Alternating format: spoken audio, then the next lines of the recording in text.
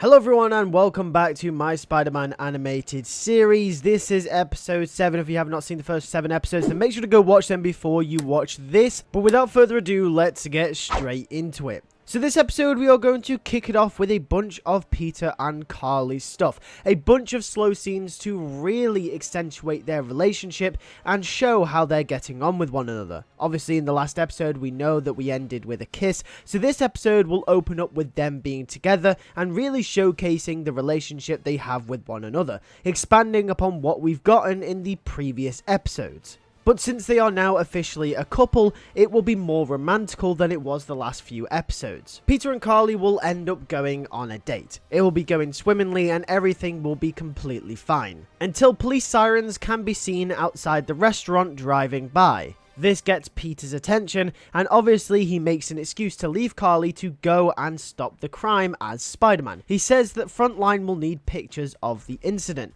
but this upsets Carly. Carly, obviously working at Frontline, knows that Peter and Carly aren't meant to be on every job. They get assigned specific jobs by Robbie, but Peter really insists that he needs to go to get pictures of this robbery just in case anything intense goes down. So Peter leaves and Carly is a little bit miffed off. She's upset that Peter has left them on their date. And obviously Carly knows how Frontline works, so, she's a little bit miffed off because she knows that Peter doesn't actually have to go and take pictures of the robbery. Either way, Spider-Man goes and attends the robbery, but when he gets there, something is a little bit off. His spider sense isn't going off at all, which is really unusual for these types of situations. His spider sense would usually be going rampant, but since it isn't, this confuses Peter. If anything, it's a little bit more eerie. Peter is wondering what is going on. However, it turns out that the robbery was staged, and it turns out that it was to get the attention of Spider-Man, because out of the shadows comes Norman Osborn, approaching Spider-Man saying that he needs his help. Spider-Man is caught off guard by this at first, but then follows Norman back to Oscorp Tower. We get a couple of scenes with Norman and Spider-Man at Oscorp. After Norman became aware of Spider-Man's intelligence in the last episode, he thought that Spider-Man would be a perfect adversary in his fight against Wilson Fisk. Norman reveals to Spider-Man that he has a suspicion that the Sinister Six and the group of villains that came after Norman and Oscorp in the last episode were sent by Wilson Fisk. And Spider-Man will agree with him, saying that he's had the same suspicion for a while. These couple of scenes with Norman and Spider-Man will be in place to set up a common enemy between the both of them, which is obviously Wilson Fisk, aka the Kingpin.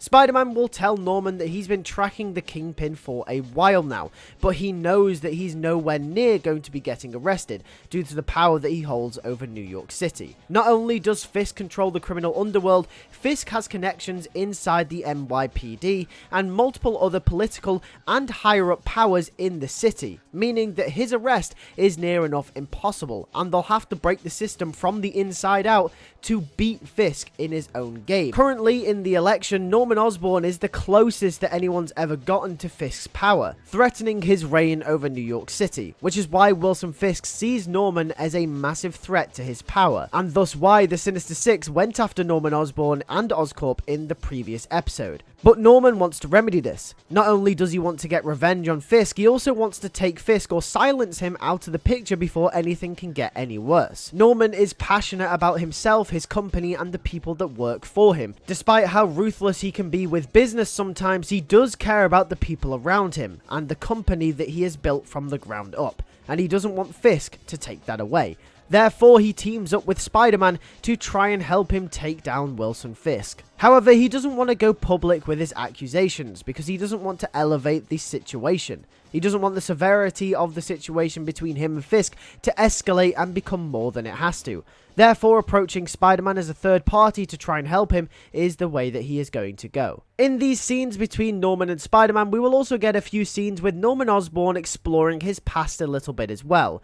He'll be hinting towards Spider-Man that he once had a family, but they left him when he became too obsessed with Oscorp. I really want to start planting the seeds of the relationship between Norman and Spider-Man. Almost like a father-son type relationship where they both get along with each other, but Norman is more of the mentor with the intelligence and wisdom, and Peter maybe is a little bit harsh and a little bit rough around the edges, but his intelligence and the potential that he has could potentially live up to that of Norman Osborn one day.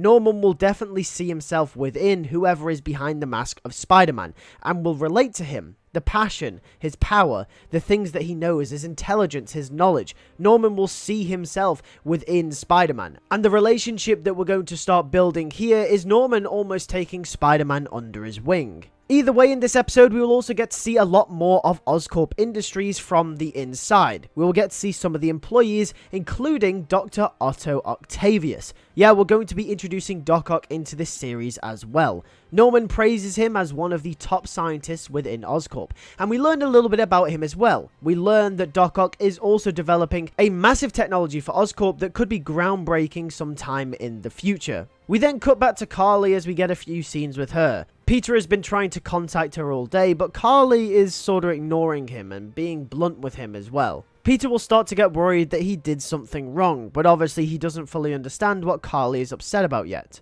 This will carry on throughout the episode. We then cut to Wilson Fisk, who is deciding what his next move should be. He's realized that he can't really get to Norman Osborn without going through Spider-Man first. Wherever Wilson Fisk turns, Spider-Man is always there to pick up the pieces, or to take down the villains that he hires. So therefore, he's going to hire villains specifically to take out Spider-Man. And the first man that he employs is called Speed Demon. Fisk believes that one of Spider-Man's biggest adversaries is his speed in combat, and believes that he needs someone to match his pace to be able to stop him. Therefore, Speed Demon is the perfect man for the job. And when looking for Spider-Man, Speed Demon would do what every classic Spider-Man villain would do in their situation. That's right, go to the news agency that currently has the highest quality photos of the Wallcrawler and ask who takes the photos of him. Therefore, Speed Demon rolls up at Frontline and asks who takes the photos of Spider-Man, tearing up the place in the process as well. And as planned, Spider-Man arrives on the scene, and they both engage in combat. Spider-Man's lesson in combat is going to be two things this episode. Number one, he's going to have to learn to fight with someone who's on his pace. Speed Demon is a step up from anything he's felt before, at least when it comes to the pace of the villains. And also, he's going to have to learn to fight in an enclosed space in the Frontline office. During the battle as well, he'll also have to employ other things that he's learned throughout the series thus far, as Carly will also be working at this time and she will be in danger, and a bunch of his friends that he's made at Frontline thus far as well will also be present in the scene. Therefore, Peter is going to have to try and save civilians and also save the people that he loves at the same time. Eventually, Spider-Man comes out on top, managing to topple Speed Demon. It won't be an easy fight, and in fact, it'll probably be one of the hardest fights he's ever had to go through. The episode will end with Peter wondering why he went to Frontline, and does this mean that someone is currently after him?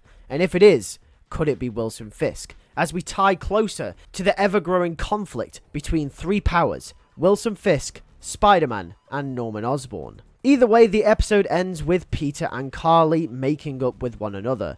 Peter comes to the realization that he ditched Carly on her date, and that's why she's been so upset. After everything Carly told Peter in the last episode about not wanting to lose him and being afraid to fall in love again, Peter just straight up ditches them on one of their first dates. Carly explains that she just wants a normal relationship with Peter. She just wants someone to love, and someone to be there for her, and not have to worry about them getting hurt all the time. Peter understands, and will hold Carly in his arms and apologize. The only issue Peter is going to have is how will he be Spider-Man at the same time. Thus, a new consequence of the webhead becomes ever prevalent in Peter Parker's life. And that is where we end the episode. That was episode 7 for My Spider-Man Animated Series. We've got around 3 to 4 episodes left if everything goes to plan in my plans for the series. If you are enjoying the series, make sure to leave a like and also make sure to share the videos, because I don't ever really ask anyone to share my videos, but if you could, that'd be absolutely awesome, because I've noticed that this series, you know, you guys like it, but the views have been dipping ever so slightly on this series, and Spectacular Spider-Man is doing really well. But I put a lot of time and effort into thinking about these episodes and writing the episodes, so if you guys could really boost this series, that would mean a lot to me. And obviously, if you're enjoying it, then make sure to comment, like, do whatever you can, and I really appreciate your guys' support. With that being said, thank you guys for watching. I'll catch you guys in the next video. Take care, and peace.